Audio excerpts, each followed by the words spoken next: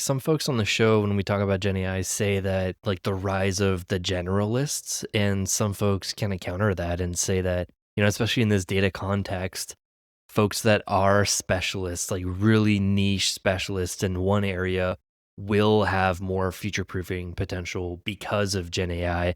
And I don't know, like it makes me think of like this idea of like instead of democratizing access to data, do you think we need to reevaluate the role of like data literate specialists in marketing roles or like marketing operations teams? Like, what does this ideal team structure look like? Is there a central data team or a decentralized embedded analyst who is a specialist on each marketing team? What are your thoughts Mm, there?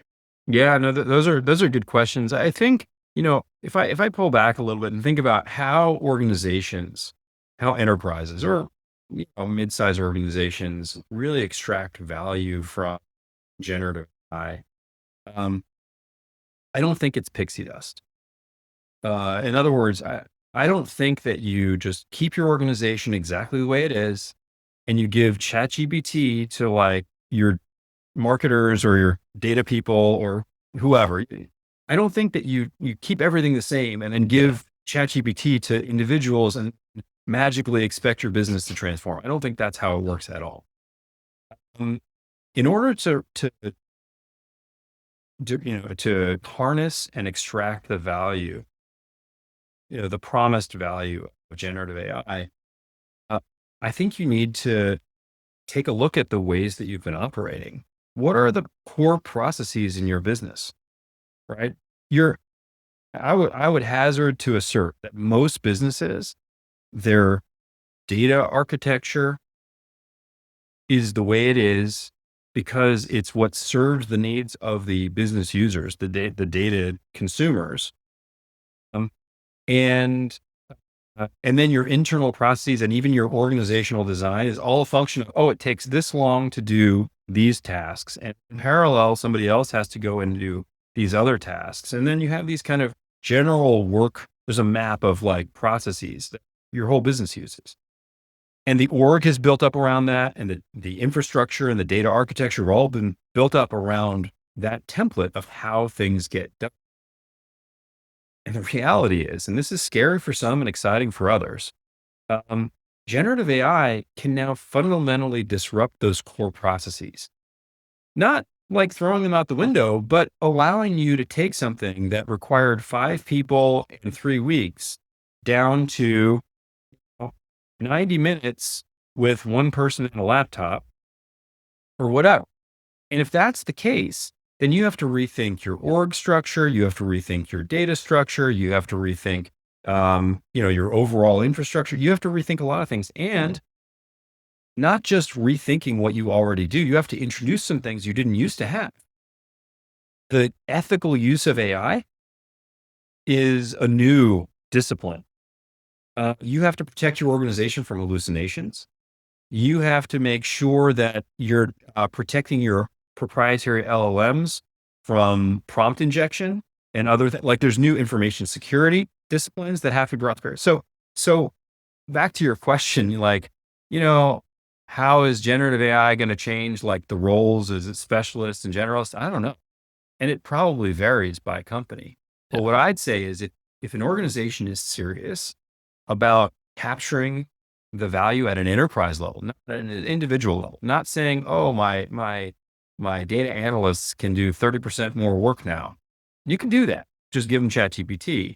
But if you want to transform your organization, you got to take a look at your end-to-end processes and rethink, how am I going to get that core process done? And do I have the right team structure? First of all, do I have the right process? You define the process first and how much of that can and should be done through generative AI. What are the guardrails you need to put around it? What's the data you need to use to support it?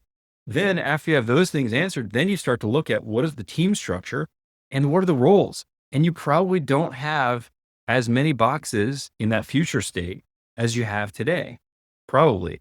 And your business can be fundamentally faster, but you've got different roles. Some of them are probably more specialized. Some of them, by the grace of God and ChatGPT, are going to be more generalized, right? And some of them don't exist today that are going to be necessary to protect the organization from the unknowns arising from this new operating model.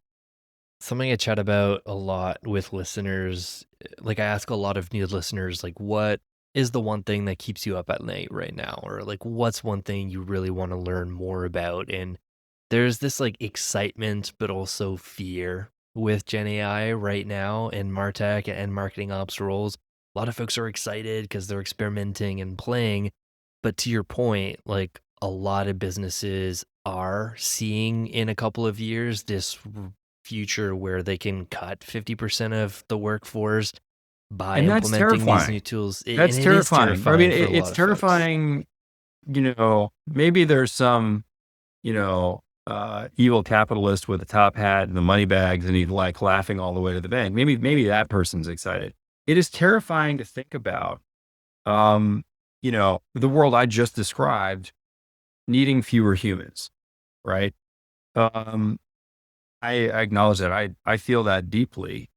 Um, Having said that, it's not like Skynet, right?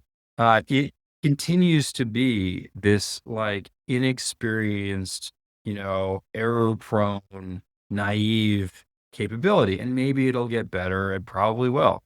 But you still need thoughtful humans to guide, interpret, and validate what is happening in the system. You're still going to need that. It is exciting. This is a transformative journey. And people who take the journey and the transformation seriously are going to be eminently employable. Not everyone is going to go along that journey. And I don't know how things play out, for people who are not participating in this journey. Uh, I, I, I want to believe it's all going to be just fine. And so I'm going to just for today make that assumption. But I think, um, look, it is scary. It is exciting. I don't think it's all dystopia and I don't think it's all utopia. I think it's going to be a mixed bag, just like everything else in human history to date. But I do think that if you want to participate in the excitement, you're going to have to get scared and get involved and learn, get smart, right? So I think that's, um, it's a choice. Some people are not into it and they're not going to do it. They're going to let somebody else figure it out. And that's fine. But I also think that the first movers, are going to, it's higher risk and higher reward. And that's kind of where, you know, ConvertML is. We believe we're moving quickly in a space that is evolving and has a lot more evolution to go. Um, and then there will be other companies that kind of sit back and wait and watch. Maybe large companies that gobble up smaller companies that take the risks and that prevent, and that's the way things work, and that's as it should be. The cycle of consolidation and new startups. Yeah, it totally happens, and yeah, but I do kind of I don't know how it's going to Yeah. play out for the business users, right? Um, I suppose if we had a time machine we go back 100 years, right, or 125, right, the Industrial Revolution, right? There were people whose job was to like, you know, hammer this, you know, dowel into this wood thing where somebody else had drilled the hole and then they hammer the thing in, and those jobs don't exist anymore, right? Mm, And the jobs we have today, they couldn't have possibly imagined, right? So I don't know what it's going to look like in, I would say 125 years, but let's be honest, in 10 years, I don't know what it's going to look like. Um, I do think that there will be a place for people who are serious about participating.